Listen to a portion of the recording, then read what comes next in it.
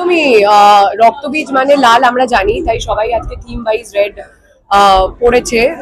আমি জানি না কে কি পড়েছে, বাট আমার আজকে সত্যি ইচ্ছা ছিল আমার রক্তবীজের প্রিমিয়ারে আমি এই লুকটাই করব।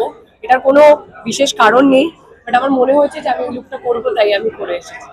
এবং রক্তবীজ টুকি কাল থেকে দর্শকদের মধ্যে উন্মাদনা দেখা যাচ্ছে। রক্তবীজের যে এক্সাইটমেন্টটা সেটা অডিয়েন্স দিয়ে রেখেছিল এত বছর ধরে, যেটা আবার দেখা যাচ্ছে। এবং রক্তবীজ 3 এর আবেদনও দেখা যাচ্ছে। সবকিছু মিলিয়ে তুমি কতটা এক্সাইটেড? খুবই এক্সাইটেড, কারণ সবাই আমরা হল রিয়াকশন যখন দেখছি তখন সবাই বলছে বারবার যে মানে এর পরের পার্টটার জন্য আর বেশি দিন যাতে অপেক্ষা না করতে হয়। তো এটা তো একদমই অবভিয়াসলি খুব বড় পাওনা দর্শকের থেকে। আর এতগুলো ছবি বেরিয়েছে, সবার একটা হেলদি প্রতিযোগিতা চলছে ছবি নিয়ে। আমি চাইবো ডেফিনেটলি আমাদের ছবিটা সেখানে দর্শকের মনে জায়গা করতে পারুক। আমার মনে হয় সেটাই অনেক আমাদের কাছে।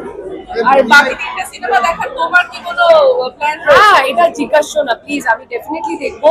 আমি খুবই এক্সাইটেড দেবী চৌধুরী দেখার জন্য, কারণ ওখানে শ্রাবন্তীর একটা ড্রিম রোল। এটা আমার মনে হয় যে কোনো নারী এরকম একটা ছবি করার জন্য মুখিয়ে থাকবে।